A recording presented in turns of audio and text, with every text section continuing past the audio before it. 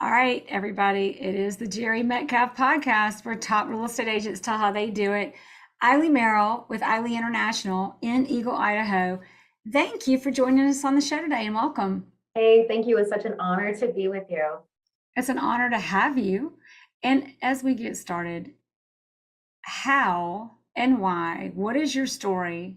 Well, before we do that, before we talk about how and why you got into real estate, tell us a little bit about today. Today, you have your own brokerage, Alei International, in Eagle, Idaho, which is on the outskirts of Boise, Idaho. And what else do we need to know? Let's see. I've been in the business for 18 years. I've been an entrepreneur since a very young age. Always worked for myself. And I co-founded two larger brokerages and then decided that it was time to branch out on my own. So I currently. You pass over the co-founded two larger brokerages. What was that? About that. So you co-founded what? Just two other brokerages within our area. So then and then decided that after you've been in the business for a while, it's so nice to just be, work on your own in your own space. Yeah. So I have my two daughters working with me now, and I'm really seriously living my best life in the business that I've ever lived. It's amazing. That's awesome because for a lot of us who've been in the business a long time, it sounds good and you get in it, and that could be a hard place to find. It is. Yeah, it can. And it feels so good to be here right now. Yeah. And so, if anybody checks out your website, which is, by the way, AleiMerrill.com, they will see that you have got a gorgeous website that speaks to I'll give you a free CMA, but contact me to talk about a strategy, schedule a strategy session. Love that. Beautiful marketing, beautiful, gorgeous listings. Tell us a little bit about the level of successes you're hitting today, and then let's evolve into how you got into it and where that all started. It's been a journey. It is a journey, as you know, and most of the agents listening, I mean, we have a lot of stripes that we earn throughout the process. And I think the website is a portrayal of where I'm at now, the presentation that I want to communicate to the people that I want to work with. And it's important for us because as you go along the journey, you realize who your client avatar is and who you want to work with and who you want to speak to when you're putting out this website. So in doing that, my website is really geared towards both buyers and sellers. And even though I want to list homes and just be a listing agent because that is an easier route, I think about 50-50 every year. It's the craziest thing. So, yeah. So 18 years ago, you got in this business, and 18 years later, you're here. But what and why did you get into the business in the first place? What led you? What pulled you in? Well, I actually owned a travel business, and I don't. Wait, you owned a towel business? Oh, travel. A travel. Okay, so travel business. Travel business. So I had a travel business that I started up in my 20s and ran that really successfully. Ended up going through the winding curves of having to transition my business when the first commission cut, then the second commission cut, and I had all these corporate accounts and I had a leisure business as well. I had 4 offices and everything just kept shifting and shifting and shifting and really carving us out. And when, Expedia came online and people started going direct. And at that point in time, I realized that I needed to kind of start pivoting my journey into something else that I was really passionate about. I love the journey of travel. It's a beginning and an end. You have the client come in, you go through this journey of booking a fabulous vacation, you get to know them. And then 3 months, 6 months, a year later, they finish that process and you have created that relationship, and then they continue to come back. And real estate is the exact same type of a journey. It's a little more turbulent, but it is the same type of a journey as, my travel business.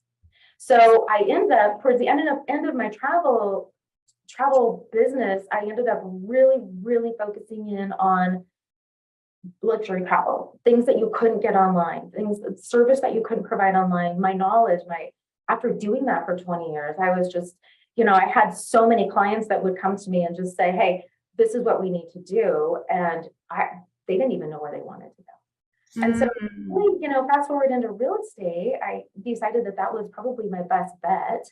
I love real estate. I've owned properties. And so launched me right into where I'm at now. And it's something I'm thinking is that so you're an entrepreneur, you had a travel business. So this was your company, or were you a travel agent within the travel business?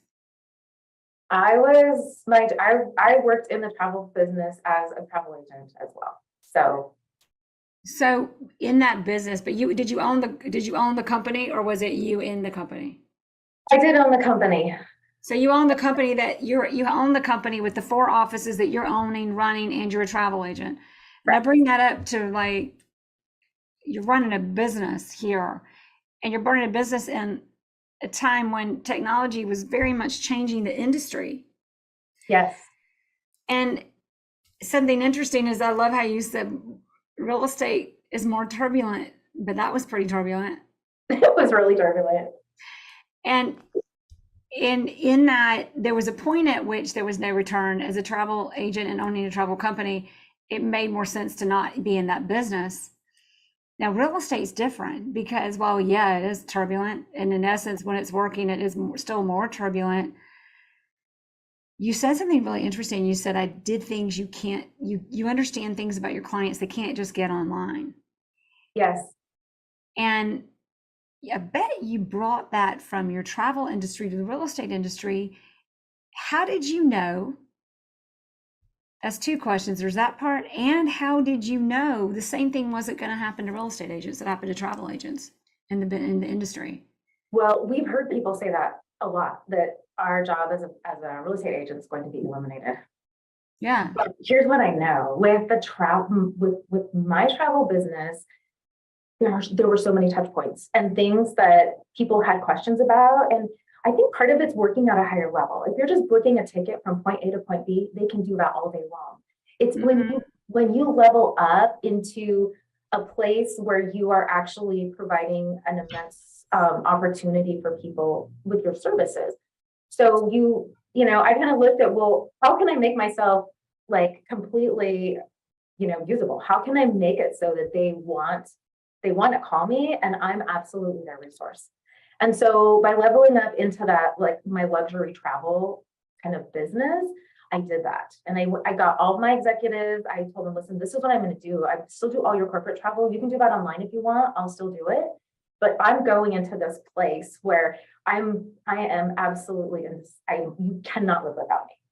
And so moving that into the real estate side, I don't believe ever, ever, ever, at least in my lifetime, that people are going to go through a transaction at a higher level, when you're selling upper end homes and not need $10 million homes. Yeah.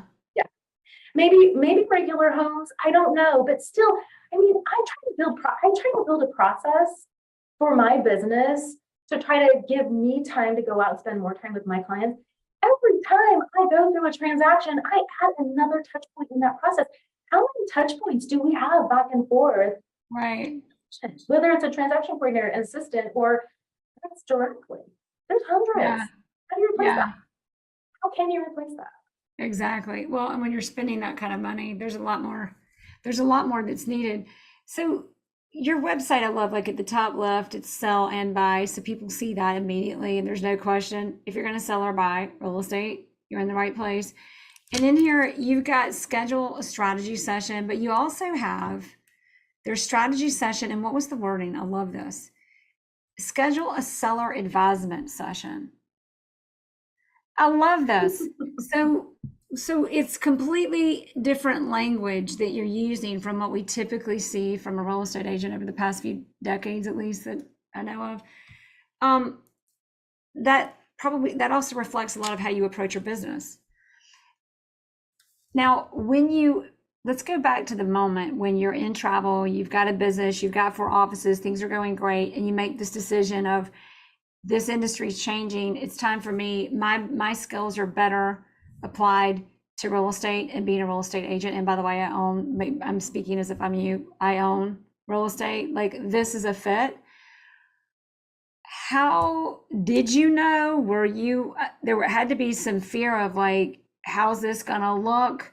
And like going in that moment, what gave you the insight to move forward and know it was still what to do? And what was your vision for how it was going to move forward? And I want to go into some of the lessons you got out of it, but let's go right there in that moment and that pivot and what that was really like. That was such a hard thing for me because I have been selling real estate and running my travel business. And I just had, so I have 5 kids. I have 3 big kids, and then I had 2 babies back to back. So I had That's kind of relevant too. Let's hit on that again. 5 children, Yeah, 5. so That's a lot. Yeah. That's a lot. Yeah. So we'll go back to that. But at that point, I had these 2 young kids. I was managing my travel business. I still had my real estate license, and I really, really wanted to do real estate. That became my passion. And I had a really nice gal that was running. I let her kind of have the reins with that travel business, and she was running it. And it was 2010 that came, and that was a major cleansing, emotionally, mentally, almost like physically. And, things started really slowing down with the travel business. Things really started slowing down with real estate. And they did real estate too. Yeah. Literally hanging on. And in Idaho, we were a couple of years behind where everybody else was hitting, because we're kind of like that. There's the outside cities and then there's us. And so 2010 hit. That was a financial disaster for me and for so many of my family members and those around me. And then, it's like, you got to come on the rebuild. And at that point in life, you're so kind of just wiped out and physically exhausted. It's like, well, what? And you can't see clear when you're in those places. Yeah. So, I decided it was 2012. I had this beautiful office with 150 gallon water saltwater tank that it was my pride and joy. And I remember the day I made that decision. I thought, if I don't know, line in the sand and decide what I am and where I'm going, people are going to look at me and say, well, what are you? Are you a travel agent or are you a real estate agent? Because you can't serve 2. You've got to pick one, because I'm either working with my clients here in luxury travel, or I'm working here in real estate. And real estate long-term was a better financial goal since the travel business was starting to dwindle. So I remember taking that saltwater tank that I already emptied out, taking all the coral, taking it out to the dumpster, having my own little funeral. And like, that was a line in the sand. That was my reset day. It's like, we're going to go for it. I've already let my clients know. And instead of selling my business or whatnot, I just told them, I'll still help you, I'll guide you, but I'm not going to book your travel anymore. Like, I'll help you. And some of them still call me. But it was, I think, when we're struggling like that, part of the reason that we're struggling is we're not making those decisions. I was struggling so hard, and with all the distractions of kids and finances and whatnot, I really had to sit down and say, okay, what is the best decision for me at this point? And what does that look like in 5 years and 10 years? And how do I pivot as quickly as possible to really get into my business and start building it and just go? Because I had two feet, each foot on each side, So once I decided to go, it was go. When we're struggling, it's a result of not making a decision. It's like a house divided falls. Absolutely. And so in that uncertainty, it's like, well, if I let go of one and the other fails, all my eggs are in one basket. That's what you were probably telling yourself. And how did you know the difference between my eggs are all in one basket and the abundance of making the decision to cut out the struggling, or the abundance in that decision? I think I knew in my heart that I couldn't continue on doing everything.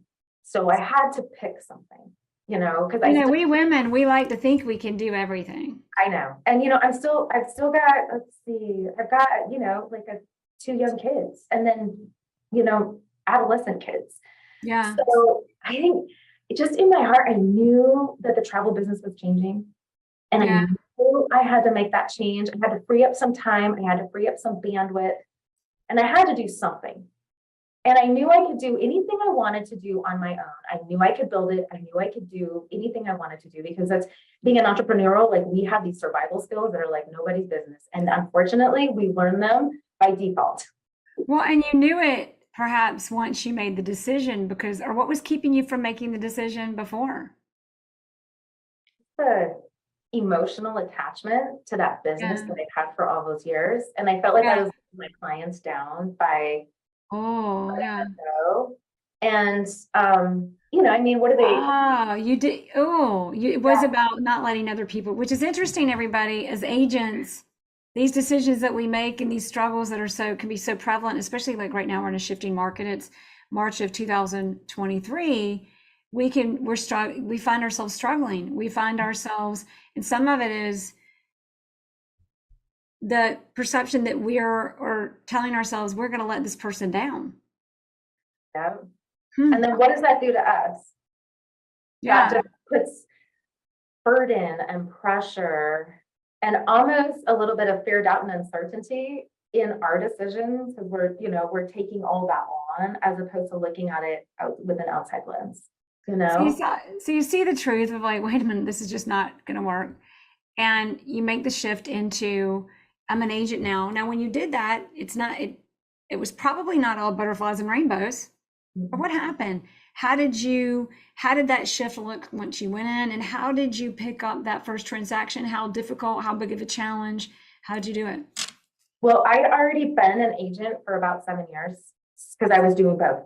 Oh, what took you so long? Anyway, I know. See, but I have this disability where I'm a pleaser, and I want to please people, and I wanted to keep all my real estate or my travel clients happy, and I mean, let's be honest, when you're making 10 to 15% of a 3 to 5 to even $15,000 tour, that doesn't even equate to 1% of closing for us. But it was money for me. It was just money. Yeah. So I already had scarcity. That was a scarcity mindset, though. You were jumping. What is this saying? You were jumping over dollars to get to pennies. Absolutely. And it was so funny, because when I decided to go into real estate, I didn't want, because of the financial demise that had happened to me between, just houses and whatnot. I didn't want anyone to know that that's what I was doing. So I actually, in my brokerage, I said, I will come and I will do real estate. And I just want to do leads. I don't want to work with my warm market. I already had a few people that I was working with, but I just wanted to do leads, because I knew. Now, when you say I just wanted to do, quick question, you say I wanted to just do leads. Like, it's interesting, I'll say, and as a coach now, this word leads is taking a whole new definition, the way so many other things keep getting redefined in the world today. Like, there are words, everybody, that people are using in the world, and they didn't have the same meaning 10 years ago. But anyway, I won't go there right now. Because it's not a political show, but one day maybe it will be. But in that, but I would hate that, because that's not really what that's about. But here's the question. Leads, really what you mean by that is leads are stuff coming to you from other people or from the internet or from another source other than yourself, just to define that, right? Yes. So you were like, I've got my world of travel, but I'm going to get into real estate, and whatever leads come to me, I'll just do that. And those were what? Those were actually brokerage leads. Okay. I was so really, I really didn't have the confidence in myself, to be honest. Like, I didn't know, like, I knew I had to do something. Right. So I just said, listen, I got recruited to this brokerage, and I said, listen, I will do this. And if you'll just let me take the brokerage leads, I just want to work the dashboard with the brokerage leads. I know I can crush it because I'm good on the phones. That's so interesting. Exactly what I want to do. So I went from 7 years of just, being really busy to kind of working with nothing for 2 years. Whatever the broker sends me. Yeah. So 2 years was okay. Yeah. So when in 2012, I said, fine, I'll mentally shift gears. I'll fire it up. I will take the brokerage leads. I will run the leads. I'll do a 50-50 split. And that's all I want to do.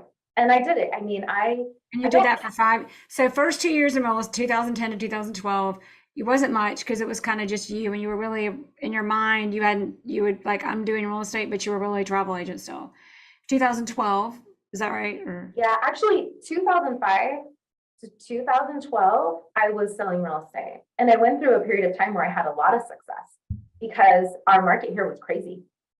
And then I did success, and then we go through this financial thing of losing a lot of things. And so it's basically like literally starting over again. So yeah, 2012 was for me was like ground zero again. So what year did you decide, okay, I'm just taking on leads? That was what year? 2012. So 2012, you're like, so you'd been an agent from 05 to 2012 and kind of just been doing it on the side. A business you generated. Yeah. 2012. Okay, brokerage. I'm just going to take the leads that come for you. Now, what was the goal in that? Get my confidence back up and not work with anybody that I knew, because I just, I let my business go. It was like, what are people going to think about me? If I go out into my marketplace and I start marketing, everybody knew me as this travel agent. I mean, my office that I have now is the same office that my travel agency was in that I built in 19. Wow. So it was an image kind of mental twist. It's like, if I go out, if I decide I'm closing the travel agency, even though people know I've been doing both and I'm going to focus on real estate, people are going to think I'm a failure because I closed that business. So I'm going to go get all the leads. I'm going to get my bank account fat, and then I'm going to get my confidence up. Then I'm going to go and build my marketing plan, and then I'll go roll it. So and how long? So how did that? So you said, okay, 2012, I'm taking the leads. You did that, and then what happens? You're taking leads. How does that go, and what happens next? I pretty much closed everybody that came in that was ready to buy a house because And now in 2012, at what point did you completely cut off? What year? It was 2010 that you said no more. 2012.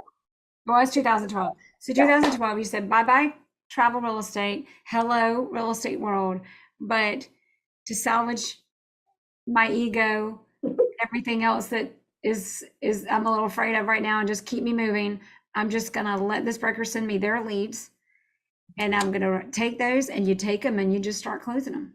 Yes. Okay. So what else? In that stage of your business, how long was that? You're closing all of them. What kind of volume was that? What kind of success was that? How many listings? What do we need to know? Like, take us there with you. What was happening? I remember the first day I got on the phones, I got 2 live buyers because they're just, ready to go. So I got them. I did those for about 6 months. And while I was doing that, I was putting my marketing plan together. So I did the leads for about 6 months. And then at 50-50, after owning my own business and kind of being in charge of my own destiny, I thought, okay, I'm ready to go. So about 6 months into 2012, I decided I'm going to go into this really strange place called luxury real estate. Now remember, we're in 2012, right? And I'm in Idaho. And a luxury home in Idaho in 2012 I remember my first luxury branded listing was I think it was like $498. And that was, wow. I was so excited. I still have all the marketing. Those clients are still clients of mine, but I was just, now your market is, if looking at your listings, you're looking at pretty good numbers over $1 million now. Oh yeah. And that, right? Anyway, so yeah, you go in, and so the leads were coming in kind of average. 6 months in, you're like, okay, I'm going to go on my own. And this luxury market comes to your attention, but that's a decision you made. I'm going to do luxury now. Now, why? Well, I had been all things to all people in my past life in travel. And when I finally decided to raise the bar and really set myself apart as this is what I do, everything changed for me. So instead of being all things to all people starting out in real estate, I decided to take what I already knew about what was going to happen. And it was a little scary because if you brand yourself as a luxury agent in 2012, there's a possibility, and it does play with your mind, that you may alienate some of your business potentially. So Just I like the decided whole to- travel agency thing too. Like, see the common theme, but the better part of the common theme is when we're struggling, we're not making the decision. exactly, exactly. Yeah. That's so it was, and I love you bring that up because that's what everybody says, and not everybody wants to talk about. Everybody that gets past it forgot, and everybody that's in it wants to understand it, and they just get stuck in it. And you remember being stuck in it, and you're going to share with us how you got in and honed in. Because if you can't tell the cab driver, especially in some place like New York City, where you want to go, he's going to tell you to get the fuck out. And the universe, we can cuss. It's podcast, and I apologize for everybody. It's true. It was totally but if we don't tell the universe where we're going, we won't get anywhere, or we Nope. certainly won't decide where it is. Right. And so you made the decision, luxury. And when you made that decision, it was scary. What compelled you? Because so many people toy with it, but they don't ever claim it. And so that just, they may have their one hit wonder, but it just doesn't ever happen. What for you, and for all of us in every sector, there's a point at which we go, okay, where's my next level? This was your next level. How did you commit? How did you know to commit? What, because you said it was playing with you, but go ahead, because I want to give us, yeah. So I got this first, I decided to market myself as a, luxury specialist. And now that wasn't even a term that we used back in 2012. We were just agents and we were all things to all people. There wasn't even a luxury market really, even really in the United States, unless you're in a very large city, So I got my first listing and it was a luxury listing. And that is where it all starts, because you get that first listing and here comes the process. Here comes the marketing pieces. Here comes everything that's essentially your launch pad. Mm-hmm. So I got the first listing. It was a great success. The clients were super happy. The buyers were happy. It was just a completely amazing, process going through all that. And I really spent a lot of time digging into my market, where I'm at, and really understanding the market and knowing, okay, where do I spend my advertising dollars? Where do I spend my marketing money? I don't want to be all things to all people. I really want to specialize. I want to work with those people that are looking for an upper end experience, to where they know they can count on me. They know they can trust me. They know that I'm going to take care of them and I'm going to go to bat for them. And their homes are going to look stunning. And so that was kind of the first level of, getting there. And then, okay, we got there.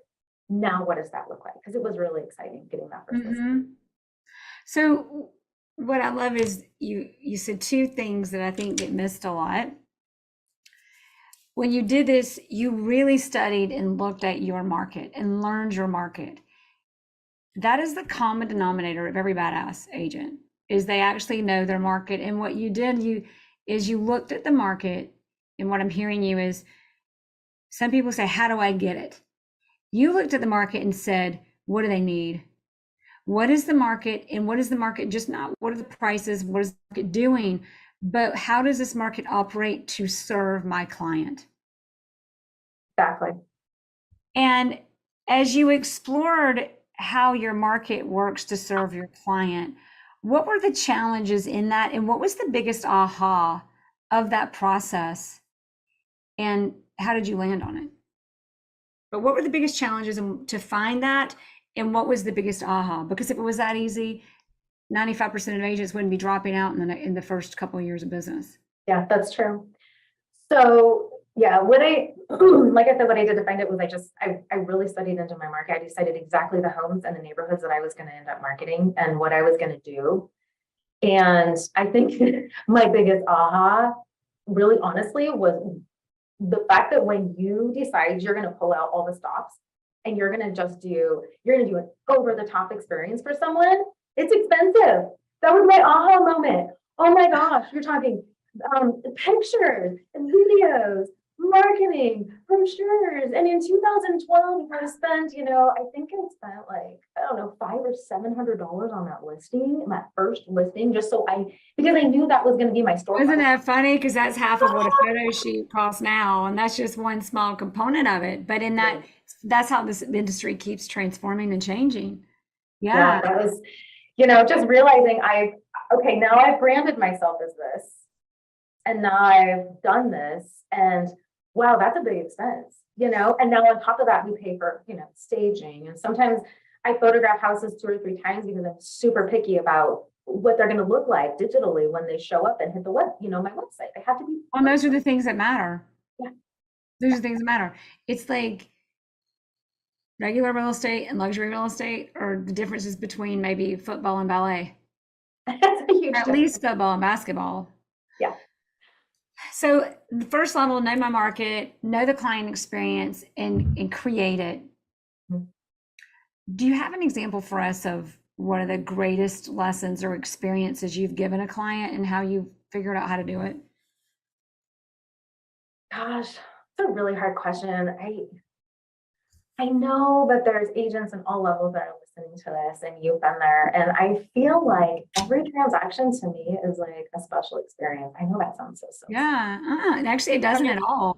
You know, Yeah. I mean, like, I don't have one that I mean, I've had some crazy stories with, you know, crazy things that have happened, but, you know, it's like, I've got this one client that's closing today, and, you know, they started out in 2020, and they came out and they looked, and unbeknownst to me, they bounced to a few agents, and then they came back and surfaced, of course, just the day before I was leaving out of town, because that's how it happens, right? If Oh, you yeah. want to get busy, you leave out. Yeah.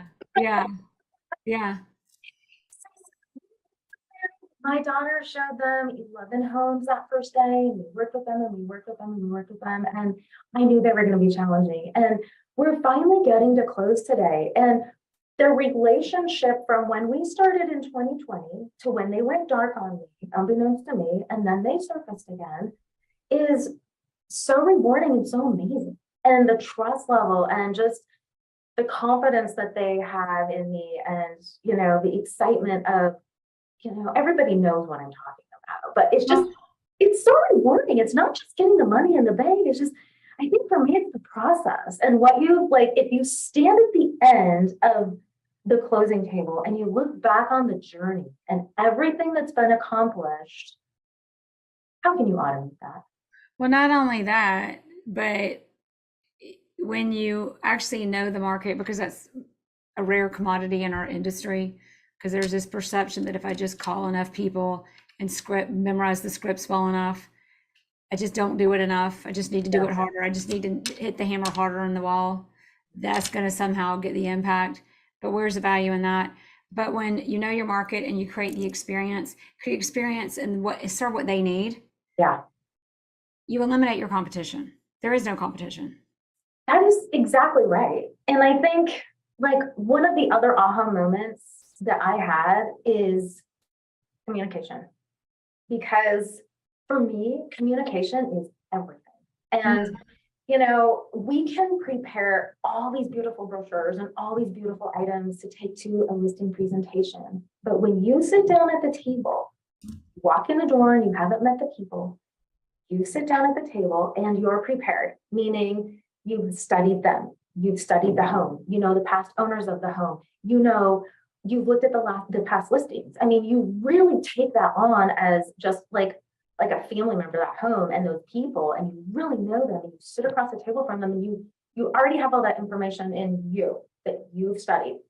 You can put your marketing stuff aside, and it's just you communicating with them and asking the questions and building that relationship and really getting a better understanding of what they're looking for. And you can have all the most beautiful marketing, you can have hundreds of $1,000s worth of marketing, but if you don't know how to talk to those clients and you don't know how to listen to understand how to respond so that you can create an experience that is at an incredible level for them, then what do you have? We only have what is in here, is our knowledge. And when you say in here, for everybody who listens to this, because we have thousands of listeners, the audio, because it's a podcast. We're real popular with the listeners because we're agents in our cars, but you pointed between your ears. We have what's in here in your mind. Communication, showing up, to sum up what you just said, it's communication with our clients in number one, having the expertise, having experience and expertise builds experience.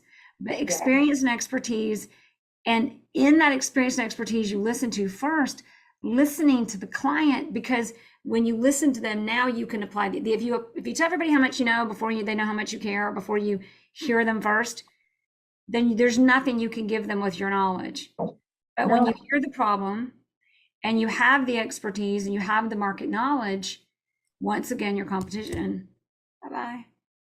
Well, and I always like to play this little game with myself. I like to ask them, one of my questions I like to answer one question and then get them to and then ask them maybe 5 questions. I like to get more, the more that I can hear. And I think a lot of this is just because, going through a understanding process from a very early age, in my other life is so helpful to bring that here. Travel, right? Being a travel agent. Yeah. Travel, because until we know what our clients are looking for, we don't know.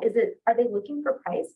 Are they looking for commission? Do they want a big fancy sign out in front? Are they just impressed because they want a video on their house? What's really important to them? And to find that out, we have no idea how to move that listing presentation, because I'm sorry, but it is not a script. It is not something that you go in and read. Keep going. Here's what you just said, though, is a book that is a more beautiful book is the book A More Beautiful Question. And in that book, I've actually not even read the whole book. Most of the books, every book I quote, I've usually read it at least once. And this one, I don't know why. And I sent it to my dad and he's read them in a day. So I get the synopsis from him too. But here's where I'm going with that. The best part of that book, I think it's on one page, and it says, Einstein said he'd reckoned if you gave him an hour, it actually says he reckoned, if you gave him an hour to solve a problem and his life depended on it, he would take the first 55 minutes to make sure he's answering the right question. And what you just said is, when I meet my clients, I want to make sure when I meet them, there are questions they have that will lead them to other questions. So to make sure, what are the real questions and what is the question to answer? Exactly. Isn't at the end of the day, if we're sitting across at a listing appointment, whether we're listing a $150,000 house or a $25 million house, what is the very most important thing? Is it our marketing? Is it our team? Is it, the commission? Is it, what is it? We don't know. We have to get in and we have to dig it in. It's that the level of communication. And I think, as a new agent, as I mentor new agents and bring them up, that's the one thing that I try to teach them is just communicating, because a lot of the easy way out is to send a text message or to send an email. And until you pick up the phone and seek to understand, whether, no matter where you're at in the process, there's some things that can be communicated via text and via email, but when you get into some decision-making point, you got to pick up that dang phone and you got to get to the bottom of communicating and asking questions, getting those questions answered. Dig in and understand. And it's like, in this business, what is the door to break through, right? What is the door to break through the next level? It's not how many people you need to call and how many phone numbers you need to buy and how many scripts you need to memorize. Those things go back to trying. And I think we said this before recording, trying implies failure. Yes, it does. Trying implies justifying failure, and that's trying. But what value does that bring anyone? And the door is not all those things you're pushing. It's the smallest things. We had a podcast with Lauren. I'm drawing a blank on Lauren's last name. I'm sorry, Lauren, if you hear this, but Lauren in Cambridge with Sotheby's. And she said, it's like you've got the salt shaker and you're doing all these things to get it out, but all you really had to do was pivot it. When you look at business and look at breaking into any business, the door is communication. And I found when I broke through, it was people were like, where the hell did you come from? When I broke into luxury, and I'd already been an agent for a long time. And usually it's better to start, like if I'm going to be in luxury, let's look at how to start there. Daniel Hyder, he's about to be on a 4th interview with us. He's like, I don't know if he's 30 yet and he's selling at $300 million a year, but in DC, shout out to Daniel. But where I'm going with that is the door is communication. The door I broke in through was the loss of communication with the current market that I broke into and my knowledge I had of the market and my receptiveness to what they needed and my ability to listen. It's And it's so, exactly what you're sharing, yeah, right? it's the number one element, I think, to being successful. It's communicating, but what is a Doing major part of something, communicating? It's listening. It's listening and doing, listening is an action, and doing something with what you get with the question, answering the question that you discover is the one to answer from listening. yeah. So now that you're where you are, Oh, back to the journey. you look at your, no, this is the point. So as you go on your journey, you break in, you figure out how this works, you figure out the expenses, you figure out the clients, you figure out what they need. What's next? What was the biggest challenge from there to getting to that next level? Challenge, lesson, aha, that got you. And what was that next level for you? You know, the market carried me. I got my marketing out. I got everything going. And I think here's an aha.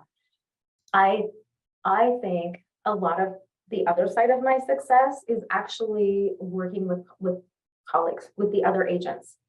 And once again, the communication that comes into that. Because I was just this one person. I wasn't a team. And back in this era, teams were huge. And I'm just one person kind of like out there doing things on my own. And I'm working with these agents that have teams and whatnot. And my motto is always like, you treat everybody like they're your client. So the agents that will call in to see the listings, like working through offers, working through things, it's always like of the utmost respect with who you're working with. And once again, seeking to understand what their clients' needs are, what their needs are for the showing. And I think, no, just understanding that now people see my listings and they'll look for my listings. And I've got agents that will call me and say, what do you have coming up? Or we've got, every deal that I've done on the other side has been a success with the other agent. And those are now my colleagues. Those are my friends. And it works both ways. Because now when I have a buyer and I go into multiple offers and we're during that crazy time in COVID, I always got my deals accepted. Because they knew that I was going to be respectful, that they knew that I would try to portray what their clients were looking for, to try to come to like an agreement instead of just battling. And I think that's a huge aha. And agents that have been in the business and are having success have already learned that, but it's a good thing. Well, realizing our job isn't to prove our value by showing people how hard it is. It's the opposite. It's making sure we're removing obstacles. It doesn't have to be difficult. Sometimes it can be. Yes. It's really realizing that sometimes negotiating isn't about who's going to lose. It's about finding the collaboration that's better than what everybody thought. Everybody got something better out of the deal than what they even realized they had to offer before both sides entered. How often is that a possibility? And the benefit of hindsight is the only thing that gives people that. But the agent has the foresight to help everybody miss what they might not have seen until it was over, or might not have ever seen. I know. And you have to start that from like the very first point of contact, because so many agents are defensive, whether they're the buyers or the seller's agents, and you send over an offer and it's not what they were hoping for. So it's like, you pick up the phone and say, I'm sending you over an offer. This is what my client has asked me to do. What I want you to do is help me understand what your clients are looking for, and then let's work together to find a solution. And immediately, everything Well, goes. what's interesting in the Breakthrough Luxury Coaching, which is powered by the Jere Metcalf podcast that everybody's listening to right now, that is part of the coaching. We talk about the two cardinal sins in business, whether it's winning business or negotiating: defensiveness and desperation. The minute defensiveness or desperation, first of all, it's hard to identify it without the benefit of hindsight, so dial in. And in that's a great tool to mitigate, is explore the opportunity. Call and talk about the opportunity, to redirect the focus. We can only focus on so many things at a time. Redirect focus on opportunity.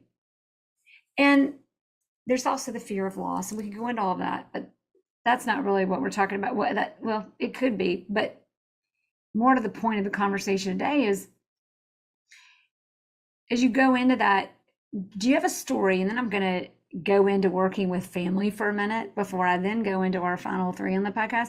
But do you have any great stories you would share about anything, whether it's working with an agent or a client, or in a moment where it was like, oh my God, like everything changed. Like here was a challenge and it, bam. All right, give it to I us. do. And you know what? When I say this, you're going to say, oh my gosh, you're absolutely right. But this was a major, major, huge aha for me. So we have houses that are marketed correctly. Open houses are over the top, priced correctly. Absolutely every I is dot, every T is crossed. We do everything perfectly and the home is not selling. And we're like, what is going on? Like, why is this home not selling? And we ask ourselves, well, I finally got to the bottom of this. It's when the clients aren't congruent with one another with the decision to sell the home. Do you see the common denominator here? Decisions. When you're struggling, somebody's not making a decision. Where there's a struggle, there's a lack of decision. Gosh, and now that I am aware of this, so Wow. Wow.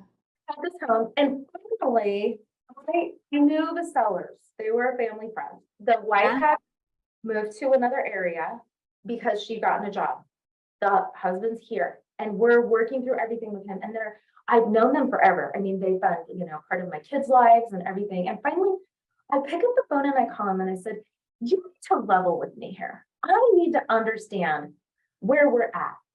Is she going to go home and we're going to take the home off the market and you guys are going to stay here, which I would love because I don't want to lose you. Or are we selling this home? And he said, Alei, we got to sell the home. I said, and then he told me, like, this is what we're doing. We're moving. Her parents are there. This is why we're going to sell a home. And I said, that is all that I need to know. I said, so you're on board with getting this sold? And he said, yes. I said, okay, then this is what we're going to do. And once him and I had that conversation, and you know what? For about 3 months, he was digging in. And he told me, he said, I wasn't really sure that that was what we were going to do. But now I know her conviction to get close to the family and to be with her parents. We need to make it. Now, there's the important part of the conversation. The important part of the conversation wasn't when he said yes. The important conversation was when he told you what was happening. Yes. Because then you knew. Yes. Then you knew Yes. the decision was made. Yes. Yes. And I have one other one that's actually And when happening. you're listening, you get that, by the way. You got that when you're listening, but you have another one. Give us another one. Oh, here's another one. We all have energy that we carry. We have our own energy and it changes from day to day, and we're around other people that have different energies. And then homes have energies. And I am not crazy. I'm just old enough and I've been around the block enough times to really understand it. And to Any feel seasoned it. real estate agent listening and even not is like, yep.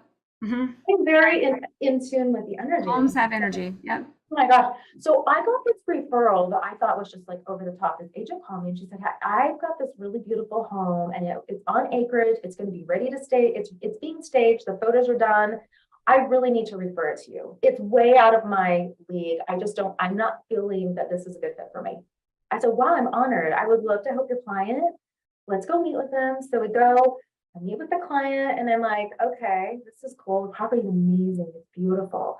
So she removes herself. I go back with the client the next day to sign the listing documents, and I get a better understanding of the client. So there was a divorce. The wife and the daughter are gone. We're talking a beautiful equestrian estate, stunning, beautiful. I'm understanding that he's not happy about selling the home. And not only that, but he has got a star chart and he's understanding that Mercury is going into retrograde on a specific day. And I've got to list the home at this time in the specific day in order for us to have our most success. There's certain numbers that we need within the home price.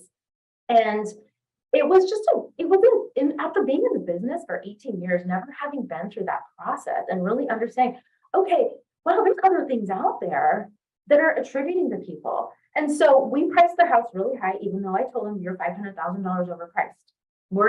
If that's what you want to do, we're going to roll.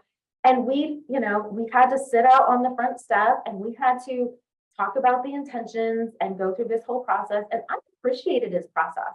It made me understand a few things about myself, but I really had to go back and I told him, I said, okay, so going through this process, of selling your home. I want you to understand. I am the logic. I will always be the side of logic. When you talk to me and you ask me where the price is, I'm always going to tell you the truth. It's not going to be what you want to hear, but I am going to tell you the truth. I'm not going to tell you what you want to hear. And you're going to keep track of your star chart. You're going to keep track of like what's orbiting in your world. Give him a job, right? Showing me your Don't chart. resist it. Welcome what he needs to the process. Yes. And so we took the house off the market in December. I told him, listen, go take a break. Go see your family. Let's rest.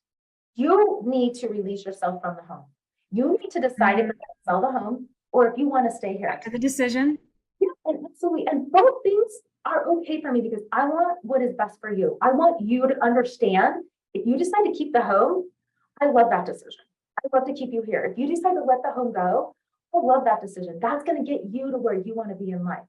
But the decision's yours. So you got 2 months, go and enjoy. So we circled back just gosh, a few weeks ago. I said, I come over, I said, okay, where are we at? I'm logic.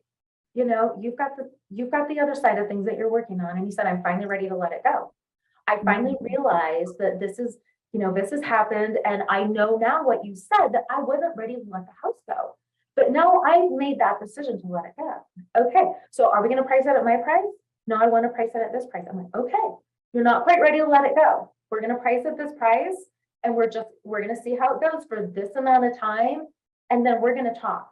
But these people want us to guide them through the process. They want us to be and honor what they need. There are things they need in the process, and honoring and welcoming that rather than saying, no, that's not how it works. No, you're wrong, because it's their asset. It's their home. Absolutely. And so give us how did this all pan out? Wait, say that again. You broke up. Yeah, we're still working through it. But I know what's going to end up happening. And I already told him what's going to happen. Yeah. If you price the house at this price, we're going to sell it in 30 days. If you don't, then we're going to write down the market. But I think what's important to learn from this conversation as you're still in the process is that when listings get to this point, there becomes this very often a friction between the buyer and seller, and the relationship gets lost because there's this big disappointment. And rather than running away from disappointment, stepping back into communication, stepping back into helping the decision get made, because one of the biggest results of a decision is the decision of you to commit and hear the client led to the decision of the client to own what he really wanted, led to the decision of the client and you and he to stay cohesive. So that one of the biggest challenges of our business is really not even getting listings. Very often it's retaining the listing and the trust of the client to the closing. Yes, I agree with that 100%. 100%. Right. I've got so many more questions. And I don't want to run out of time for you. I've got 15 minutes at least. How are you? I'm okay. Okay. So we're talking about listing presentations, working with family, and then I've got the final three questions. Listing presentations. You've kind of given us a lot of hints already, but is there anything about the listing presentation? And when I say that, you very clearly know on your website, it's not about a presentation. But what is that, winning listings, obtaining listing inventory? What does that look like, that relationship and conversation with the seller? What are the key components of that for you, and how does that look? I think the key components for me are, depending on the home, I don't know, I feel so fortunate because I know my market so well. I really stay in an area that I've been in almost every home, and I understand. I know a lot of the past clients. I know things that turned over, so I know for me, my strategy with each listing is actually different because I have that. I get that benefit for myself because I'm in this area. You know what they need, right? Doing what they need. So, like I've got a listing presentation that I'm going to that was actually a buyer that had purchased one of my listings. So my approach with him is going to be completely different than someone who just has seen some of my marketing and wants me to go in and meet with them because I already know the home. I know everything about it. My questions to him are going to be a little bit different. And I think, we've all got kind of the same questions that we ask, and it depends on our personality and our style. But I think the most important thing is to just be comfortable with people. And I get nervous. I get anxiety when I go to listing appointments. It's not something that I'm like, getting up in the morning and I'm so excited about, because, they're going to want to talk about price. That's going to be uncomfortable. They're going to want to talk about commission. That's going to be uncomfortable. Those are the two, I think, as agents, those are two uncomfortable talking points that, we want to get the business, but we don't want to sell ourselves short. We want to take the home, but we don't want to overprice because they're expensive. It's an expensive investment for us, And I think that's something sellers don't appreciate. And you can't make that the big highlight of the conversation either. No, you How do you can't. handle that?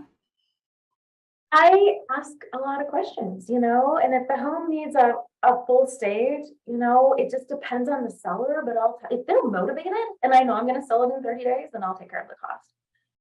I learned a great lesson over the summer. I took a listing that was overpriced and I thought, oh, this is going to be a cool listing. It's going to look great in my marketing and on my website.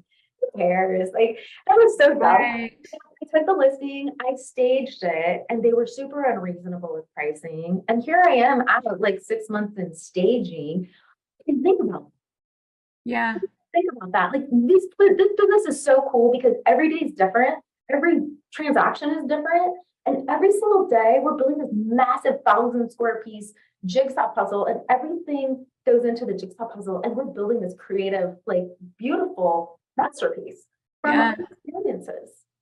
So I think I approached my listing appointments as actually an interview where I want to know as much about those people and what their goals are so that I can get them to where they want to be. That's the most important thing for me. I'm going to take them. What a great approach. Yeah. It's not about my marketing. It's not about me. It's about what they need and what's going to help them. Because every seller has a goal. They either want to try the market. They want to move home to be with kids. They want to downsize. Like, what do they need? And getting clarity around that, because at the very beginning, when we're struggling, we're not making a decision, a house divided falls. Where is this person with their decision? Are they divided? Are they torn? Are they struggling with the decision? Because when you identify that, you can get on board, you can help them make that decision, and then everybody can get on board together to get the job done. Yes, and if you listen really closely, you can hear where the husband and wife are in price, in commission, in strategy, in timelines. What's their next step? And you have to watch their body language. You've got to listen to them, and you can seriously own it by just listening and getting a better understanding of like how people operate and if they're congruent with each other. Is there any question that's been like, yeah, that's a great question, or that's the best question, or that was the best question in that situation, that pops up front to your memory when I asked that question? Wait, which question? Like, is there a moment where that was the best question you ever asked, or is there a question that is always a great question to ask, or both? Well, I think that, the question that I want to ask in sequence for myself, which is never the same because I don't have a script, is like, what's the people's motivation to sell? I want to get to their motivation to sell. The real, like, how many times is there the motivation we tell you? Yes. And then the real motivation. Oh man, and it's so frustrating because it eventually comes out. Those same people that I had the, staging, outgo forever, they finally leveled with me. I'm going to tell a story because I never do this, but I'm going to do it because it's so good. And I think it's beneficial. I know it's beneficial for listeners, and it may or may not help you think of a story. It doesn't really matter because it's just fun. And then we're going to talk about working with family.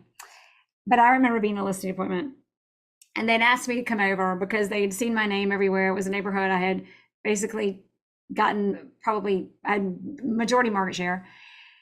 And I came over, and there was they'd shown me the house. The husband and wife were there together. I'm going through, I'm taking notes, and I'm getting the sense of like, they're listing it, they're not listing it. I can kind of feel that. And we get to the table, and then the thing that got really weird was they said, okay, we do not want to sign in the yard. And I was like, huh. And I want, normally you want to go, well, why, or what's going on with that? And I could tell it was very important. And so instead of going into anything about what's important or telling them it's okay or doing anything, adding any information, I just said, it sounds like it's really important that there's not a sign in the yard. I just said that. And I stopped and I just paused and she looks over.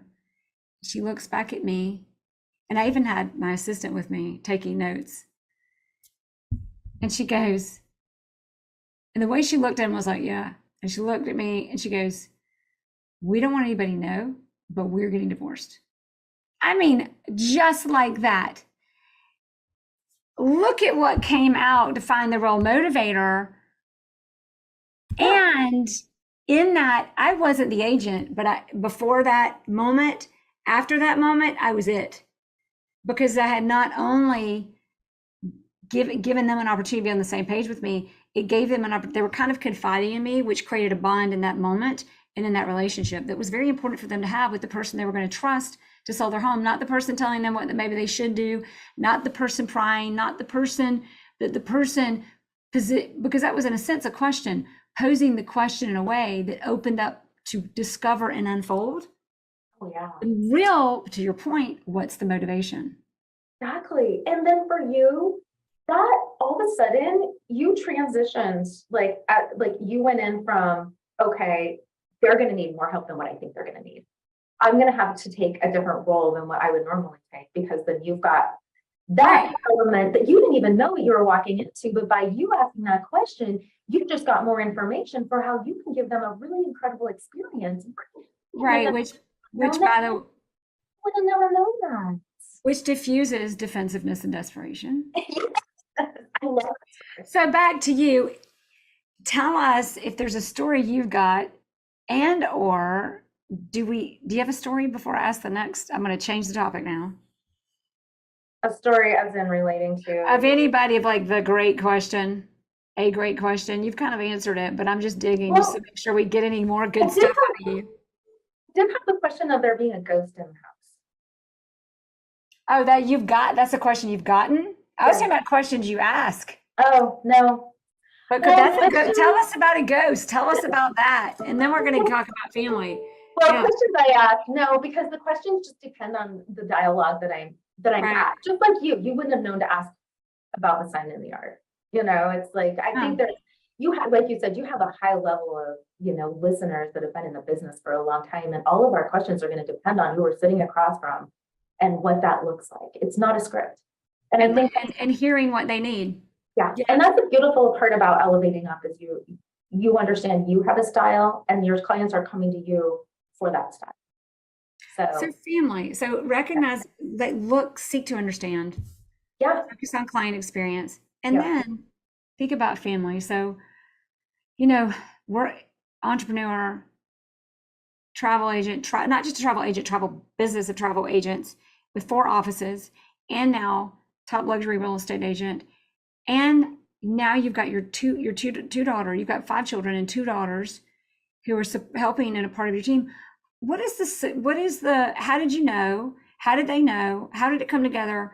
And what is the way to make sure you make that successful working with family and working with, especially? So my kids grew up with me always working. I kept them with me until I was 2. They were all 2 at the travel agency. And then I actually opened up a Montessori school because I couldn't trust anyone with my kids. So I'm a control freak. So we opened up a Montessori school. They all went there, but they were with me. My kids all know what I do day in and day out, and travels like real estate. We're really connected to it a lot. So my kids, I go hide in the closet. I go, get a quiet phone call, and they listen to me on the speakerphone in the car, negotiating deals and whatnot. And I'm so proud of my 3 older kids. They're very, very successful. And my daughter that I call my daughter is actually my daughter-in-law that's working with me. She's my assistant. She's my right hand. She's my operations person. And I love the fact that she comes to me via my son, who just speaks these great stories. And, it's like to hear your kids have confidence in you as a mom is kind of really all you need. You don't need all these clients and you don't need a bunch of recognition. To be a superhero or badass to your kids is really like the coolest thing ever. So, it's like my daughter will go home and tell my son something had happened, and he tells her all the time, oh gosh, that's happened before. That's worse than this time. And, I love the fact that I get the opportunity to work with this young lady who I pretty much just consider my own, because she's wired like me. She's amazing. And then my other daughter, is going to be taking on my marketing and all my digital things. She just had a baby, which is wild. And she's 22. And Congratulations. yeah, thank you. She's highly capable. She ran a very, very successful wedding photography business, and that put her through college. So she's got all the skills that I need for her to be able to stay home, be with her baby, pop out here and there. I mean, she is literally a carbon copy of me. I mean, just when we're together, she's losing her keys, or, just going, oh no. No, well, see, it's just, it's great relationships with their family. And then in the sector of, I'll say the structure of how this works, you've got marketing and business development, operations, and service delivery. Yes. Yeah. So when I broke out on my own, my intention was not to recruit agents. My intention was literally to build a family dynasty. So whoever wants to work in the family with me, I will teach them everything that I know. I've gotten burnt by training people, and it's just not that I want to be, but I will give everything to my family that they want to learn in whatever capacity they want to learn in to help. Well, and what's interesting is when I asked the question, you didn't say that, but as you were answering, I thought actually the very thing that most people think is a problem sounds like it's been a solution for you. Huge. So now, and just to verify, your brokerage is your business as an agent and the family that you've brought around you to support it. That's correct. It's just me and my two daughters. That's it. Which is beautiful, because a lot of people believe they can't do it on their own. I can't just have my own company and do luxury. And everybody knows I was a Sotheby's agent, and I'm not a Sotheby's agent anymore because I'm not selling real estate anymore. I'm now coaching and hosting this podcast. But I loved that. That fit me. But you don't have to have a big brokerage to be successful. What you need is the environment for the best version of a decision made, to create the decision made and the action behind it, to create the environment that creates the best version of you, to create the best experience for your clients. It's so important. It's so important, because if you're in an office in a lot of negative talk, which it happens because there's so much that are happening all the time, and it's an energy issue. And you're what you're around. Yeah, totally. It is so true. So final three. Oh boy.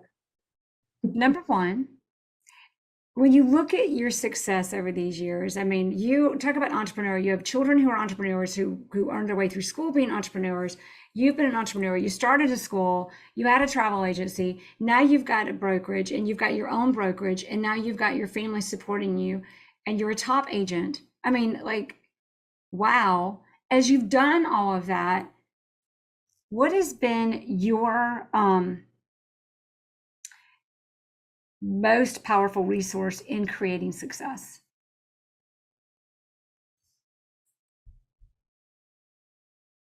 Probably my mind, to be able to give myself a determination, self-talk myself into the confidence, persevere, and know truly that whatever I put my mind to, I can accomplish. And it's not just me, anyone. Our mind is our greatest tool. It's our greatest tool. And whatever we tell ourselves is really what we're taking in. So we got to stay positive. We've got to stay just focused and understand that it's set those big goals. And if you don't make it, go back and hit it again, and then go again. I get everything. What is for me? It's your mind, and acknowledging the power it really has, and harnessing that. I really think that's it, because you can take everything away from me and drop me someplace. Hopefully it's an island. Sunrise shack across from the beach. But heck, I'm gonna figure it out. I can figure out anything. It doesn't have to be real estate. And I know I think the confidence actually comes. I feel grateful to actually have been through a lot of life experiences and have a lot of wisdom so that I have that confidence, but I could have that confidence when I'm 25, 35, or 45. It's Yeah. just, you have to keep telling yourself and keep instilling it, and just, it's just a powerful tool. Harness the power of your mind. That's what keeps coming to me. It's your mind. So, number 2, is there a book that's changed your life or career that you wouldn't be the same without, that you would share with us? Oh my goodness. I listen to audiobooks all week long. And it's just like, it just depends Talk on about the power of the mind, listening to that and what it does for your mind, right? Yeah. I really enjoy, there's not one book, but as far as genres, I love listening to other people's success, whether it's real estate or something else. I love the rise. I love being in a place in my life that, especially with women, when other women like have these massive successes or even little successes, it's a win. We have a lot of things that we do as women, and a lot of people don't know the undercurrents that are going on. But it's like, Yeah. I love listening to the successes and hearing the successes. And one of my favorite books is Tribe of Mentors, because it has all of these, short stories about all these successes. And this is tribal Tribe, mentors? Tribe of Mentors. Tribe of Mentors. Yeah, just a lot of short stories. By Tim Ferriss? Yep. Short life advice is Tribe of Mentors, short life advice from I'm Googling it. Best in the world. Short life advice from the best in the world. Tribe of Mentors by Tim Ferriss. Yeah, I'm a hacker. I'll take everything I can. When you listen to it, if you could sum it down to one, like the one specific takeaway from that read, what is it? What's the biggest takeaway you've got? I think you have to have failure to have success. I think everyone that has had a great amount of success has seen some type of failure in their life or around them. And until we learn how to overcome, and it's like climbing up a mountain. You get so far, you have to stop and catch your breath, and then you got to go again. Well, failure. The funny thing is, the failure is the gift. It is a gift. You learn. That's the only way.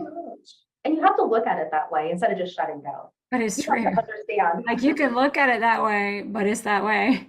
Yeah. Like, you can look at it that way and think it's a lie, or you can see the truth.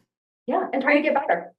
Like, you can't get better if you don't fail. I don't know a single person. Most successful people have failed more times than a loser. That's how they became successful.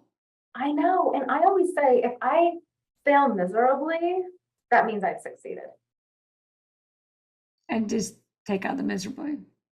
Yeah. Okay. That's what I say. That's what I say. Interjecting my opinions. Last question. As we close this conversation, if everybody's going to forget everything, what is the one thing that you want to make sure they do get out of this and don't forget in our time with you?